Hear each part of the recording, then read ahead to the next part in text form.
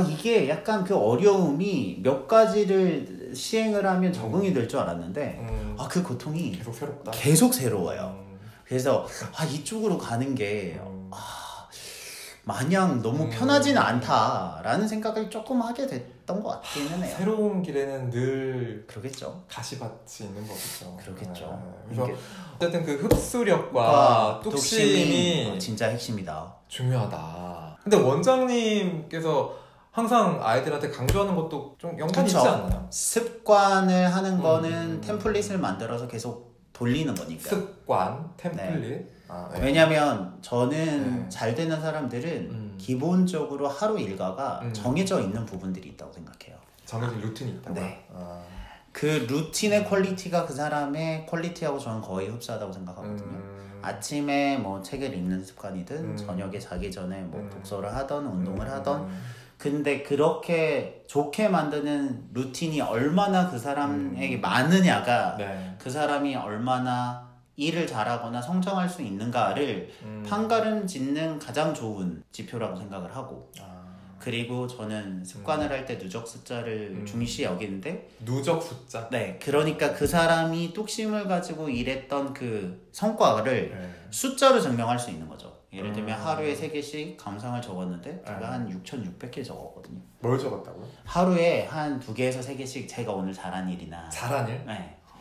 그러면 이제 하루 일과 중에서 내가 긍정적으로 생각할 일이 별로 없을 수 있잖아요. 그러니까 작게라도 내가 약간 그런 거네요. 감사일기 쓰기. 감사일기 쓰기. 한때 유행이 되게 네, 맞아요. 그렇죠. 그거를 하루에 3개 정도 쓰는데 제가 6,500개 정도 썼으니까 한 2,000일 쓴 거잖아요. 6,500개를 쓰셨다고요? 네, 1부터 6,500까지 저한테 다 있거든요. 그러니까 그런 것들이 이제 쌓이게 되면 말씀하신 그런 종류의 것들. 원장님 되게 생긴 거와 다르게 저요? 독하신 분이네요. 아니 근데 그게 빼먹을 때도 있고 안 빼먹을 때도 있지만 그게 누적 숫자가 되게 좋은 게 100 다음에는 무조건 100일이잖아요. 100 하나잖아요.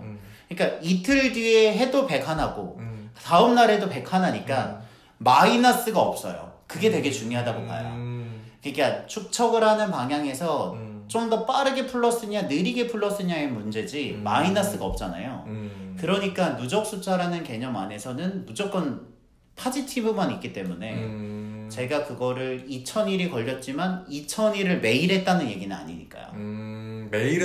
매일은 아니었지만 결과적으로 했다라는 그 히스토리가 굉장히 좋은 거죠. 말이네요. 어쨌든 했다라는 성취감을 주는. 저는 그때부터 저는 삶의 방향이 많이 바뀌었던 것 같아요. 왜냐면 공부를 되게 잘하거나 성취를 하는 사람도 불안하거든요. 왜냐면 이 성취가 날아갈 수 있잖아요. 근데 그렇게 하나부터 쌓아갔던 사람들은 저한테 진짜 그 플래너랑 그 컴퓨터에 기록한 거 합치면 1부터 6,500이 다 있거든요. 근데 이거는 안 없어지잖아요. 내가 1부터 다 만든 건데. 이렇게 쌓은 사람들은 아닌 사람들보다는 덜 흔들리는 것 같아요. 확실히.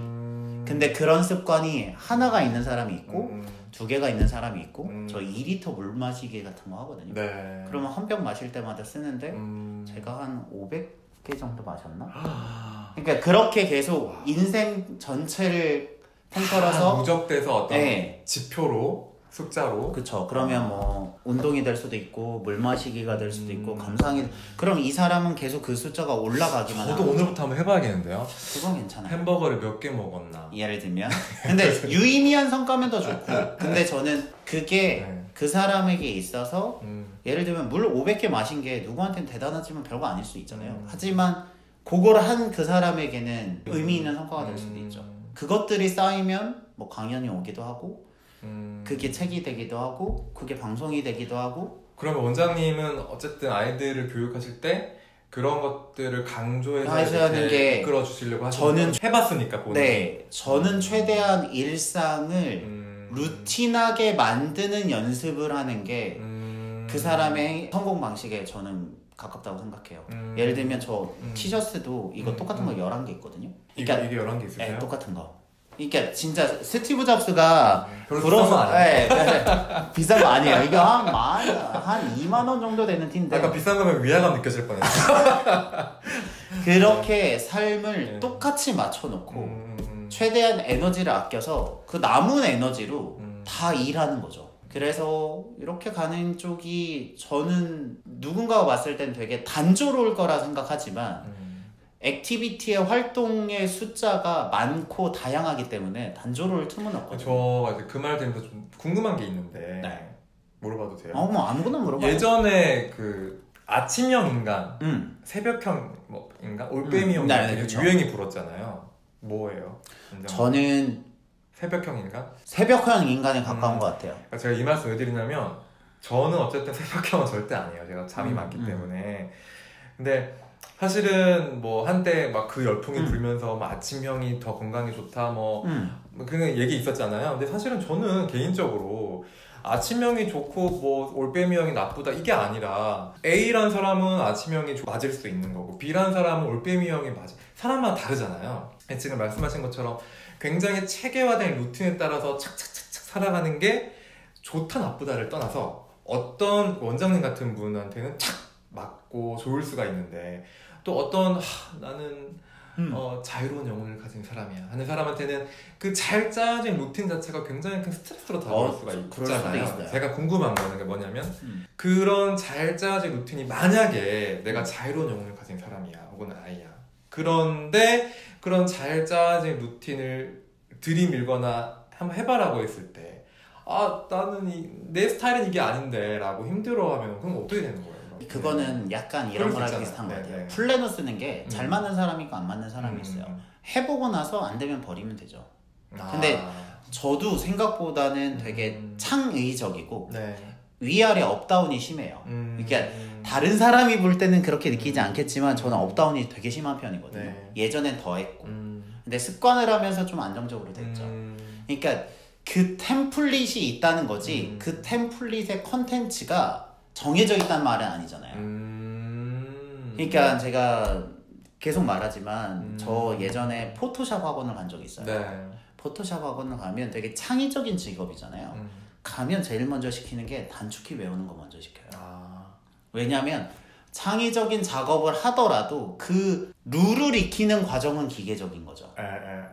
그렇게 따지면 그림을 배우는 과정을 창의적이지만 그 배우는 과정 자체는 루틴할 수 있다는 거예요. 그러니까 저는 자기한테 맞는 루틴을 찾아가는 연습인 거지 그 루틴이 예를 들면 아침형 인간이면 아침에 할 수 있는 루틴을 만들면 성공을 하는 거고 저녁형 인간이면 저녁에 맞는 루틴을 만들면 성공하는 것처럼 그게 루틴이 없는 채로 성공하는 건 전 거의 어렵다고 봅니다. 결국 이거네요. 젓가락질을 해야 반찬을 집어먹는 것처럼 일단 젓가락질을 배워야 내가 나물을 먹든 고기를 먹든 선택할 거 아니냐. 아무튼 그래서 저는 루틴이 어떤 식으로든 있는 사람이 훨씬 더 유리하다라고 생각하는 정도 하고 있어요. 이제 EBS도 하고 이제 현직 강의를 하니까 가르치면서 좀 느껴지는 바가 있어요. 요즘 교육을 하면서 제일 느껴지는 거 혹은 학생들한테 이게 제일 중요하다? 동교육의 최전선에 있는 분으로서 어떻게 느끼고 있는지가 조금 궁금하긴 했어요. 되게 큰, 그렇죠? 너무나 큰 질문 같은데 그건 그래요. 그냥 편하게. 사실, 저는 어쨌든 지금 시국이잖아요. 그렇죠. 뭐 코로나 때문에 저는 앞으로 이 코로나를 완전히 당분간은 떼어놓고 교육을 얘기할 수는 없을 것 같아요. 그렇다. 참 슬픈 이야기지만요. 근데 지금 어쨌든 이 신종 바이러스 뭐 코로나 때문에 뭐 원격 수업이 막 되어가고 있잖아요. 근데 아마 뭐 내년 어쨌든 당분간은 이 원격 수업 체제가 병행이 될 것 같아요. 등교 수업과 좀 차이는 있겠지만 지금이랑 그렇기 때문에 이런 혼란스러운 시기에 핵심은 자기주도 학습이 아닐까. 결국. 사실은 근데 자기주도 학습이라는 말이 뜬구름 잡는 말 같잖아요. 실체가 좀 애매하죠. 뭐야? 자기가 주도해서 하는 학습. 근데 제가 이제 우리 반 아이들이랑 제가 그 제자들이랑 좀 많이 하려고 하는 게 그런 자기주도 학습과 관련된 활동인데 예를 들면 이런 거예요. 살펴보기, 이제 내용 선정하기, 평가하기 세 개로 나눈다면 살펴보기는 수학 교과서가 딱 처음에 주어지면 먼저 자세히 들여다보기 전에 한번 쭈르르 보는 거예요. 뭐가 있나? 쭈르르 보면서 그냥 또 보는 게 아니라 예를 들면 포스트잇 색깔을 다르게 해서 이 부분은 내가 좀 아는 부분이야, 이미 알고 있는 부분이야 또는 이 부분은 모르지만 좀 더 들여다보고 싶어, 흥미로워, 이 부분은 전혀 모르겠는데 이런 부분을 색깔로 이렇게 구분을 지어보는 거죠. 그러니까 전체적으로 한번 쭉 보는 거예요. 이게 왜 중요하냐면 잘 아시겠지만 저희가 이제 여행을 가거나 그러면은 지도를 이렇게 잘 보시잖아요. 마찬가지로 공부도 저는 공부에 뛰어들기 전에 전체적인 지도를 한번 쭉 보는 게 중요하다 생각하거든요. 근데 그게 자기주도 학습에서 정말 중요하다고 생각해요. 내가 주도적으로 맵을 만들면 맵을 만들어야 되잖아요.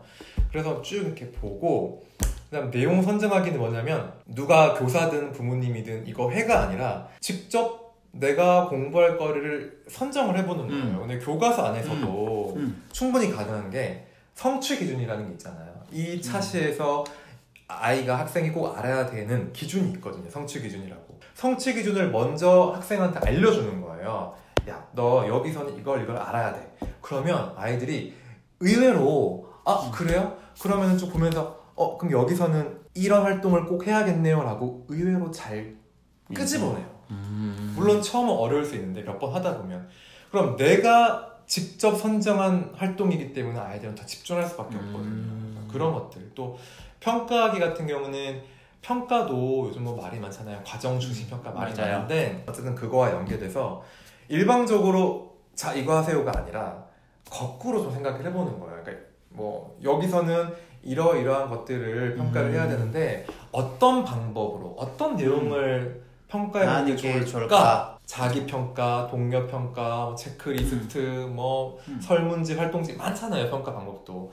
그런 방법들 중에 내가 선택해보고 어떤 내용을 평가하면 좋을지 선정해보는 거예요. 같이 해보는 거예요. 평가를. 그렇죠. 그렇게 하면 내가 직접 내용을 선정하고 내가 직접 평가할 부분을 고른 거기 때문에 누가 시키지 않아도 자기 주도적으로 공부를 할 수밖에 없어요. 근데 물론 이걸 매 차시, 매 수업마다, 매 공부마다 할 수 없지만 그런 경험을 해보는 것과 안 해보는 것은 저는 하늘과 땅 차이를 생각을 해요. 아까 원장님 말씀하신 것처럼 그런 루틴을 만들어 보는 것도 내가 그 루틴을 직접 전문가의 도움을 받아서 해보는 것과 안 해보는 거라는 그쵸. 하늘과 땅 차이거든요. 원격 수업도 하고 막 이렇게 해야 되는 시국에 뭔가 자기주도 학습을 만들어 나갈 수 있는 발판을 만들어 나가는 게 좀 중요하지 않을까라는 생각도 가장 중요한 게 그게 아닐까. 네. 현실적으로 EBS에서 강의를 하고 학생들도 지도하고 있는 선생님으로서 이 시국은 끝나지 않을 거니까 여기서 타개할 수 있는 방법은 자기주도 학습의 방법을 익혀보는 거다. 진짜. 여기서 좀 홍보 하나 해도 되나요? 저희 둘이 공부가머니 한 번 더 나갔잖아요. 그때 자기주도 학습 얘기를 하죠? 맞아요. 나중에 기대해 주세요. 그 두 번째 출연자. 그렇죠. 근데 그것 때문에 얘기한 건 아니고 정말 저는 그렇게 생각합니다. 혹시 마지막으로 해주고 싶은 말씀이나 하고 싶은 말씀 있어요? 많이 재밌네요. 이게 또 현직에 계신 분이랑 이렇게 현직이면서 EBS 강의를 하시는 분이랑 사교육인 분이랑 저처럼 또 사교육이면서 좀 다른 걸 하는 사람이랑 그 시각들이 다 다르기 때문에 이거 되게 재밌네요. 저도 재밌네요. 저 이렇게 언제 얘기를 해보겠어요. 그러니까 저는 이 말을 꼭 해보고 싶었어요. 특히 대치동에 계시기 때문에 아마 더 느끼실 것 같은데 일부 학부모님들 중에서 내 아이를 내 인생과 결부시켜서 생각을 하시는 분들이 계시거든요. 이 아이의 성공이 내 아이의 성공이야. 이 아이의 실패는 나의 실패야. 근데 그렇게 하다 보면 결국에 아이가 할 것들을 내가 계속 줄 수밖에 없고 아이는 계속 하기 싫은데 억지로 따라올 수밖에 없는 학부모님들께서 한 발짝, 물론 어려운 이런 거 알고 있어요. 그렇게 하기 쉽지 않겠죠. 하지만 조금만 더 여유를 가지시고 한 발짝 먼 발치에서 아이가 원하는 게 뭔지, 진정 아이가 지금 필요로 하는 게 무엇인지, 그게 공부든 운동이든 뭐든 조금 더 그 아이의 인생을 좀 더 초점을 맞추셔서 너무 나와 결부짓지 말고 좀 지원을 해준다, 도와준다, 발판을 마련해준다라는 느낌으로 바라봐 주시면 어떨까. 그건 좀 와닿는 얘기예요. 합니다. 물론 어려운 거 알고 있습니다.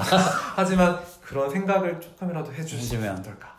이럴 때는 진짜 진짜 공교육에서 학생들이 직접 가르치는 선생님의 느낌이 나요. 원장님도 근데 그렇게 생각하지 않으세요?